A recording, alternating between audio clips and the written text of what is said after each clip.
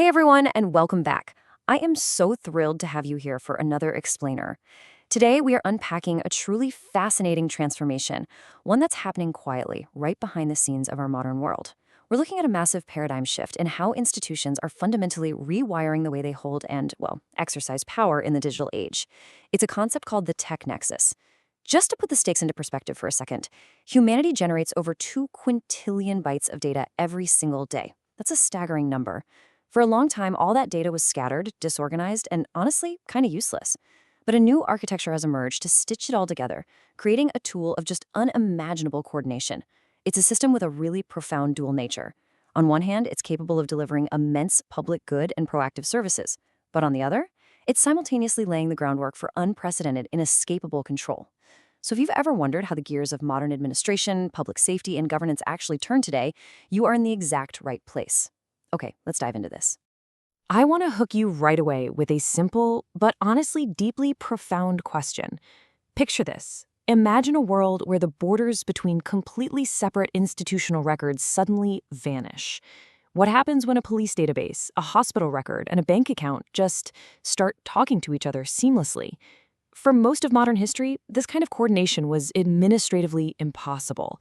I mean, if an investigator or a bureaucrat needed to connect those dots, it required formal subpoenas, weeks of mail transit, digging through physical filing cabinets, and tedious manual verification. It was incredibly slow. But today, that manual slog has been completely replaced by millisecond automated queries. This seamless communication isn't just some hypothetical sci-fi scenario anymore. It is literally the foundation of a completely new operational architecture running our world. So, here is our roadmap for today's explainer. We'll cover 1. The problem of fragmentation. 2. Digitization without integration. 3. Entering the Technexus. 4. Connecting the dots. And finally, 5. The architecture of power. Let's get started. Part 1. The problem of fragmentation. To really understand our future, we have to take a quick step back in time. Modern bureaucracies were originally built on the concept of deep specialization. Think about it. Governments created completely separate agencies to handle taxation, policing, healthcare, education, immigration, and honestly, this made a lot of sense for developing specific expertise. But because of this design, information strictly followed those organizational boundaries. Police kept police records, hospitals kept medical records, tax authorities kept financial records. You can kind of think of the old administrative state like a vast medieval kingdom, where each agency was its own heavily fortified, walled castle, and every castle spoke a completely different language. Information was fundamentally trapped by these borders. If institutions needed to coordinate, a literal human being had to carry a physical message across the moat. Interestingly enough, though, this sheer inefficiency actually created a natural, accidental layer of privacy for citizens. The fragmented structure meant absolutely nobody had a complete picture of your life. Moving right along to Part 2, digitization without integration.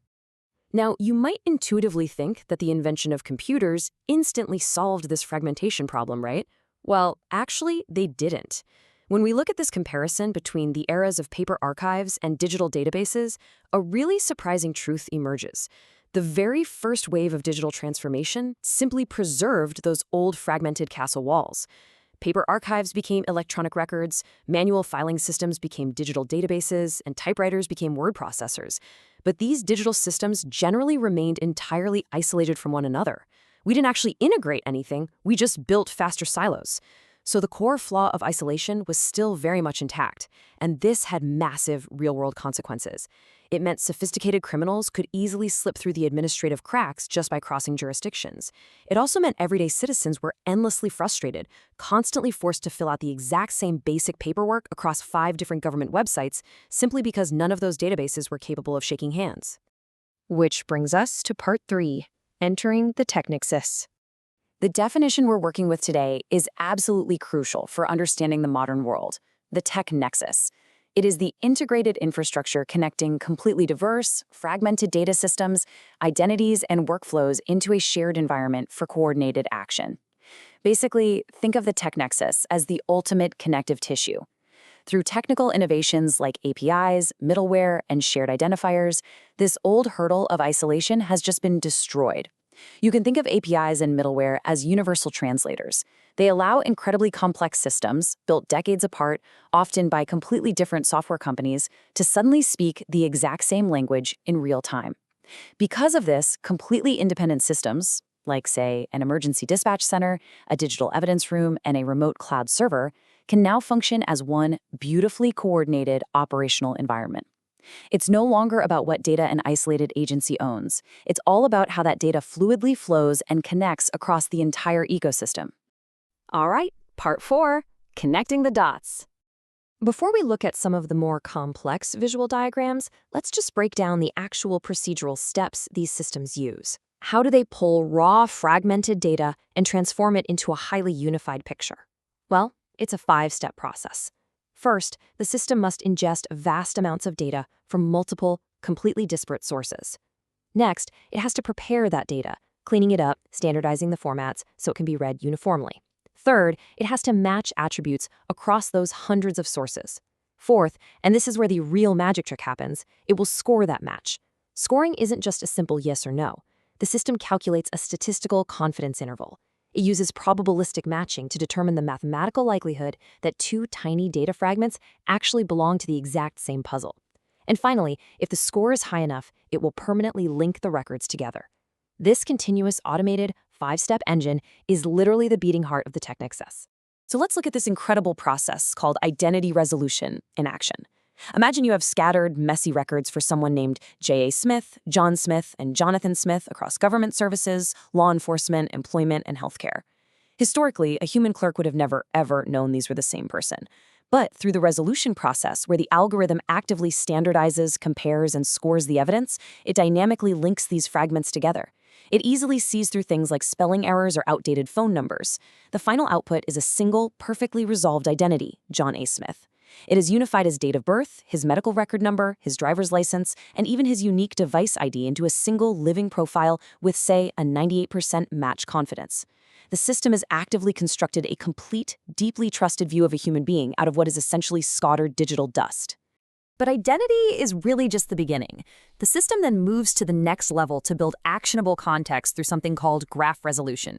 Once we have our firmly resolved identity, John A. Smith, the system plugs him into a vast, broader contextual network. It maps his relationships. It can see he works for a specific company. He owns a specific bank account. He uses a certain cell phone. And maybe he was recently involved in a specific traffic stop. By synthesizing this scattered data, the Technexus immediately uncovers hidden connections that the naked eye would literally always miss. For example, graph resolution is routinely used today to instantly map out complex fraud rings. The system might automatically flag a massive anomaly by noticing that 5 seemingly unrelated, resolved identities all happen to be routing money through the exact same obscure IP address, or using the same physical Dropbox.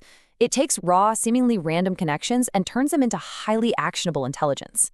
And finally, part 5, the architecture of power. Here we have the overarching architectural blueprint of the Technexus. This brings everything we've talked about together into one massive operational flow.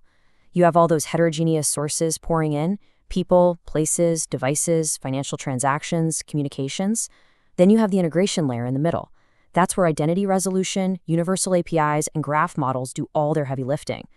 But the absolutely crucial takeaway is the output, institutional actions. This massive integration layer drives emergent capabilities like holistic visibility and predictive analytics.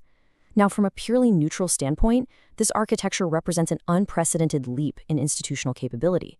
Democracies use these tools to optimize resource delivery, investigate incredibly complex crimes, and protect vulnerable populations. However, the exact same underlying architecture provides authoritarian regimes with a turnkey mechanism for absolute surveillance.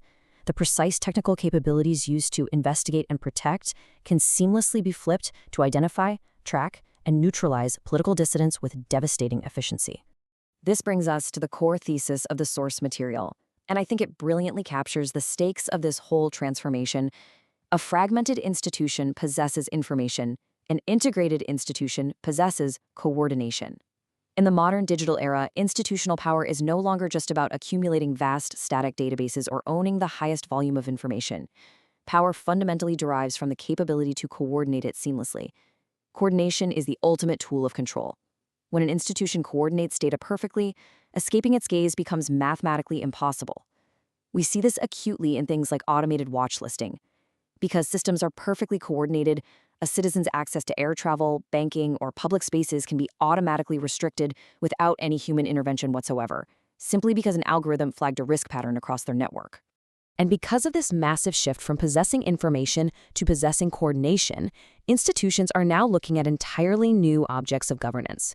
Historically, institutions governed physical objects, right? Individuals, territories, populations. But through the Technexus, institutions increasingly administer relationships. They govern the relationship between a person and an organization, or between a physical event and a mobile device. Governance has become incredibly relational. Under this new paradigm, an authoritarian regime, for instance, doesn't even need to officially outlaw a specific dissident. They can simply monitor relationships.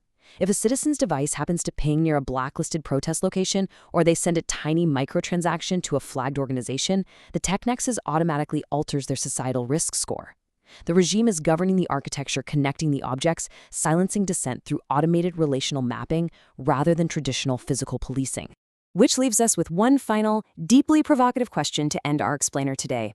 As the Technexus continues to expand into every single corner of modern administration, what does it mean for our future when institutions shift from governing people to governing relationships?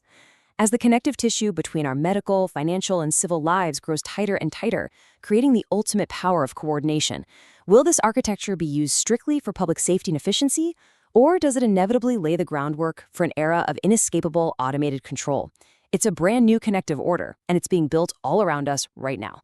I really hope this explainer gave you a clear, structured understanding of this massive institutional transformation. Thank you so much for joining me, and keep questioning the architecture of the world around you.